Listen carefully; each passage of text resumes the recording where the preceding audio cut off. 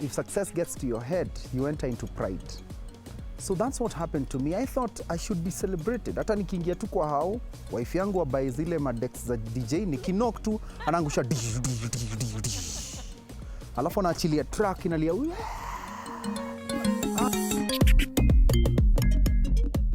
Maneno ya Uzima by the one and only Pitson Legrand, President, and he's here with us. Karibu sana. Thank you, thank you. Thank you for making time. Thank you for coming with the red hat. I feel like you took us very seriously. You know, Baku yes. Kavaku. Yeah. Kabisa, I love kabisa. it. This is a big deal. Thank this you. is a big deal. Thank you so much. Thank you. So Maneno ya Uzima made us think that you've now become a pastor or, you know, you've been ordained. Yes. Tell us about that song and what the message that you wanted to pass across with it. Oh, yeah. First of all, thank you for having me here. It's a real blessing to be part of what you guys are doing here. So I remember you interviewed me. I don't know whether you remember. I was a starting artist. And you were doing a show called Ndoa. Ndoa. Yes. Yeah. And you interviewed me about marriage and vitu kama hizo. Look at us so many years later. Imagine. We are still sitting and talking. How long have you been married? 8 years. 8 years. Imagine. Yeah. And I was fresh then. Big up yourself. I'll ask you something about that because sometimes people say that artists are not serious or raha ni mingi sana. But you're still happening. You know, yeah. But before we get there, Maneno ya Uzima. Maneno ya Uzima. So, yeah. I'm seated with, first of all, we went to the coast. We were going to shoot songs for Karura Voices. Then we at the coast, we met a guy called, is an Italian guy. So the Italian guy says, look, I have a school that I you know, the less fortunate in society school.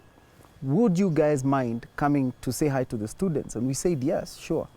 So when the headmaster heard it was us, akatoa watoi wote kwa class. Oh, wow. I felt like Moi. Hizo days zenye mlikuwa mnatolewa kwa class, you know, mumuimbie. So they came out and they were singing, ya uzima ni maneno ya uzima. But that was the only Swahili, and then they enter into Giriama. It was Giriama. And that song is borrowed a tune from the Giriama community. Oh, wow. So yes, I mean, months later, I'm seated at BTL, Bible Translation and Literacy. I'm seated with those guys and they give me a testimony. Every time they go to a community, they don't look for the pastors, they look for the experts in that language, linguistics, teachers. Most of the time, those people, most of them are Muslims, by the way. By the time they finish translating the Bible from Swahili to their language, they believe in Jesus. Wow. I said, that's a miracle. It's a miracle. Yeah. I said, the Bible is not a storybook. Yeah. The Bible is not a magazine.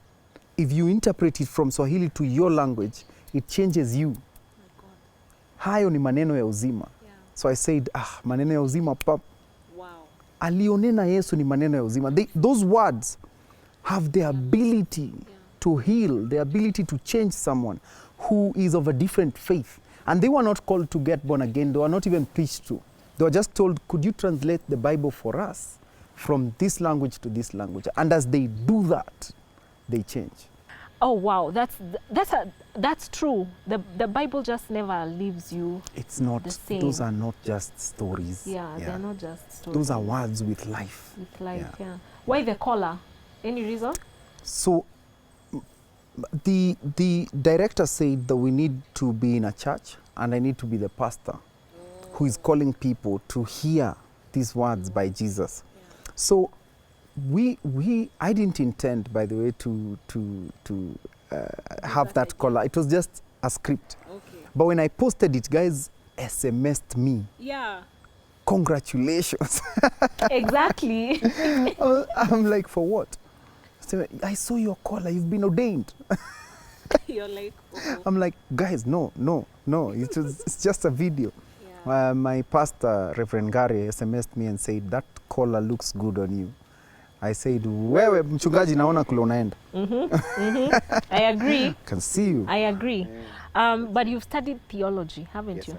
I have. What else? What's your background like? What did you think you'd become when you were growing up? Did you study something different, or you just went into music? Funnily enough, I loved church. I thought everybody who doesn't go to church on Sunday goes to hell when they die. Yeah. So I really wanted to be in church. Your parents did a good job. You know, I didn't want to remain at home on Sunday. And every business that was open on Sunday, I used to look at them and say, lakini mom, wale wanafungua biashara on Sunday, like they are sinners. So one day we are passing in town in front of a bank. And I asked my mom, you know, mom, I really love church and I never want to miss church. What are some of the careers that if I do, I'll never go to work on Sunday? Wow. She said, if you're a lawyer, you won't work on Sunday because courts are not open on Sunday. If you're a banker, you won't go to work on Sunday because banks don't open on Sunday. Yeah. I said, you know what? I'm going to choose those two. I'm going to become either. So after school, I went to SPS and did law. After doing law, I went to JQuat and did BCom, finance option. Then I became a banker. And I never worked on Sunday. So for law, how many years did you study? Was that a degree? No, it wasn't a degree, it was a diploma. I'm still, I want to go and finish my degree because I love law. Okay. Law gave me a perspective that I didn't have in life, language that I didn't have, so and a confidence. So it did some work for me and preparing me for who I am and who I'm gonna become. And then now it's the BCom that made me land a job at the bank. I worked there for 3 years and then I left. But I wanted to be a banker or a lawyer because I could have the opportunity to go to church on Sunday. Yeah, imagine. Look at that. Wow, you worked backwards. I worked backwards. No church on Sundays. No church on Sunday. This okay. or this. This or this. Yeah. Nice. So where did music come in? How did you now move from banking to music? So from the word go, I was always I loved music. My dad knew how to play the guitar. And he didn't have an amazing, crazy, gorgeous voice, but he sang from his heart. And I loved how he sang. Hakuwa na what we call nowadays riffs na runs. Vibrato. Alikuwa tu anaimba a simple song. Mwadhani nejoy do kadiga. From his heart. It was innocent, it was beautiful with his guitar. I looked at that and said, I want to learn. He said, do you want to learn? Yes. So, are you ready? I said, yes. So my brother and I, every time my dad left, he left homework in terms of chords. So he said, when I come back, I want you to have learned chord C or D or E and their progressions. If you don't do that, I'll take you to committee. And then he would give us stories about committee. And I'll quote. In Swahili, he said, kamiti ukiingia wanakunyoa, alafu hawa wafungu wengine wanakukojolea kwa kichwa. We were afraid. That's trauma. We said, my God, we'd rather learn guitar basi kabla tupelekwe kamiti. So every time akikuta jioni wambia, Dad, anasema wonderful. But he was saying that out of love. He really loved us. So later, I became the worship leader for my Sunday school. So if our viewers are in churches where the Sunday school performs, I don't know whether that happens still. In our church, it doesn't. But those days, there would be a segment where the Sunday school performs. So I would be the one holding the mic. Mimi nilikuwa ka superstar hapo ka Sunday school. From there, at the age of 11, I joined the choir for the main church. I was only 11. Then in high school, I was the leader for the CU choir. In campus, that blew up because we had time. Unajua mko chuo alafu lessons ziko scattered. Yeah. So we used to go to the CU office, JQuat, they call it studies. Tunapiga tizi the whole night. Class mko asubuhi. Yeah. My music blew up. I became a writer. When I was at the bank, before that, I became a backup artist, BGV. Yeah. I respect my BGVs so much, and I pay them higher than market rate because I was there. Can I become Because I was there. The price then was 500 shillings. I backed up, I think it must have been over 500 songs at River Road, Simba Center. What? Yes, Wakikuyu ni mwa, like ni mwa back wote. Emikos gay. Ben Givai. Ben wote. Jemima Thiongo. Those people, Jemima was uptown, alikuwa nini, okay. alikuwa, but hao huko chini, Yeah. I've backed them. And after that, as I was backing a lady at Dede Records, Dede said, Sami said, why don't you have your own songs? I said, mi sina do, mi niko job. Wewe tufanye backup, mi niende nilipe rent because I was a student and still paying my rent. Oh. Dede said, I'll produce your own album for free. What? Imagine, Sami, God bless you. If you know Wow. Dede, Sami, and you're watching us, please tell him I will forever be grateful to what he did.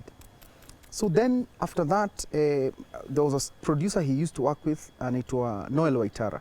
Noel produced Wanajua Nikulenga too, which was my 49th single song. What? Yes. Hey. And then Lingala S, which was my 50th song.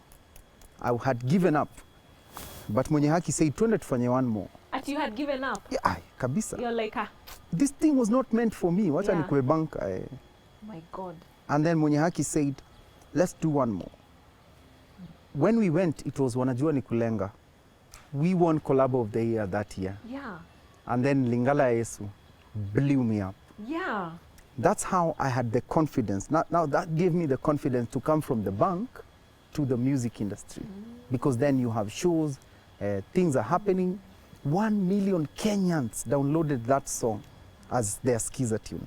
Wow. So you can imagine, those who Yeah. know the math can do the math. Yeah, my God. It was amazing, amazing. That's very encouraging. At it was your 50?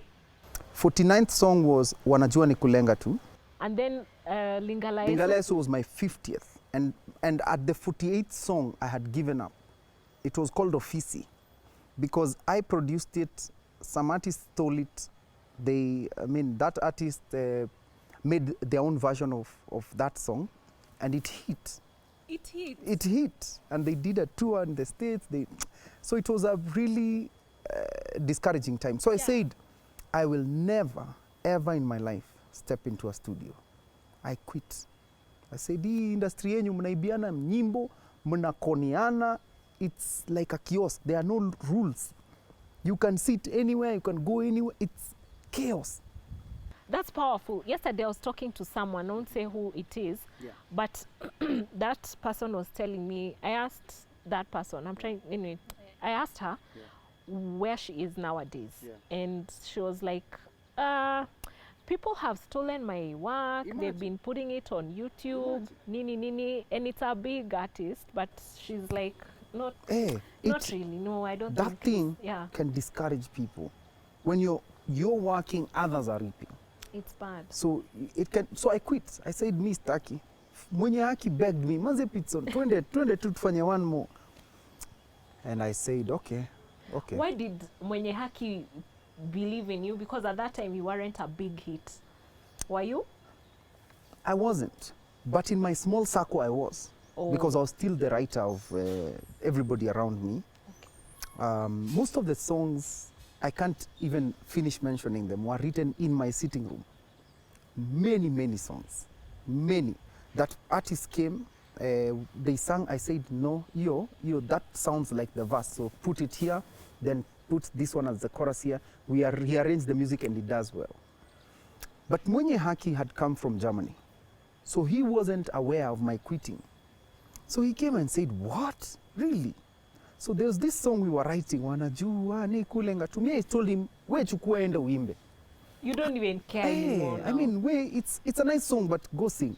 He said, no, the way you sing that verse, manze, hii kitu, hata I'll feel guilty doing this song alone. Twende tu, nikamwambia, okay, I'm just going because of you, and it's this one song.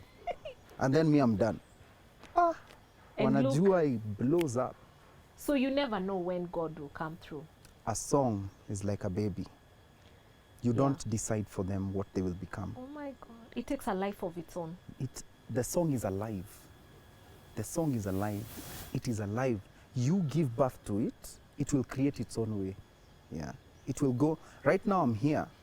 You didn't call my parents for me to come here. You called me. I'm alive. I can make my own decisions. A song is like that. It will not always need the parent who gave birth to it for it to make its own decisions. Yeah, some will do well, some will not, but never judge a song. Hey, that's powerful. For chills. Talking of parents, I wanted to ask you about the song where you sang, one day siku moja nitakujengea nyumba ya kifahari. Yeah. So did you build the house finally? With A good question. Pesa ya mziki. You know, pesa ya mziki.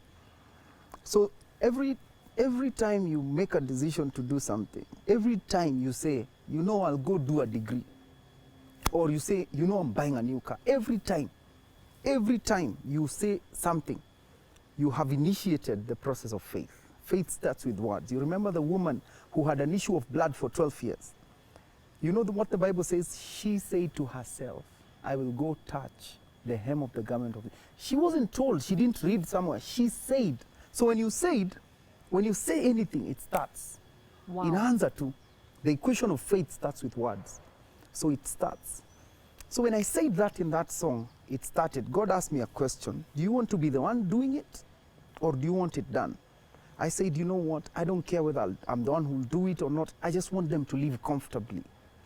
Everything I have done in that, I've said in that song, Lillian, today, they've come to pass. Nyumba ya kifahari. My father and my mother live in a house that when I go in, it mesmerizes me. And I'm exposed. I know good houses. But when I go in, I'm like, wow. Nyi watu mnaishi hapa kama wafalme. Gari la kifahari. My father drives a good car. What else did you promise? Those are the two things I remember. But that's really encouraging. It is. That when you say something, it starts. The process of faith has started. Oh my goodness. So people are afraid to say because they don't know whether it will be done or not. But they don't know when you say it, around you, the atmosphere receives that word. Unaelewa? And it starts, everything starts aligning towards that word you've said, if you've said in faith. Yeah. Hey, okay, mtu wa maana. Your songs all have a lot of meaning and stories. Yeah.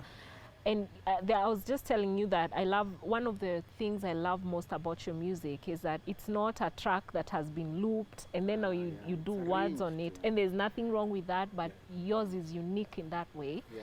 Mtu wa maana, tell us something about that song. What triggered you to write that song? So I had a lot of wrong philosophies as I was starting music, especially when Lingala Yesu happened. So Lingala Yesu hits and we are a hit. I can't walk in town. I can't eat at Stanford. I can't ride on a matatu. I can't do so many things.